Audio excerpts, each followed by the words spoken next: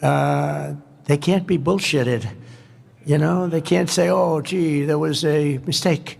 There was a big mistake. And we're finding hundreds of billions of dollars worth of fraud, waste and abuse, but I think fraud will be the number one as we see. But listen to this on the program. There are 4.7 million Social Security members who go and live from 100 to 109. Well, I'll tell you, I know some people that are close to 100. I know one or two that got over that mark.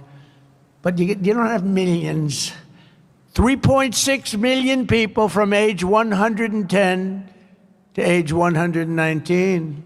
3.47 million people from age 120 to 129. In other words, 120 to 129 years old. Millions of people, millions. 3.9 million people from age 130 to 139, which is pretty amazing because the longest living person ever on record, and they're not sure it was correct, was a woman from a very far away place, lived to 127 years old. She was a healthy specimen, but she lived to 127. 3.5 million people from age 140 to 149. So we have 140-year-old people plus millions of them. 1.3 million people live to over 150 years of age, 150 to 159 to be exact.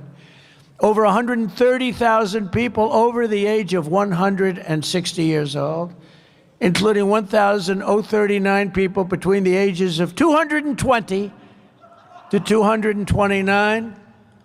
And we're going to be investigating this fraud. We had one person who was 361 years old.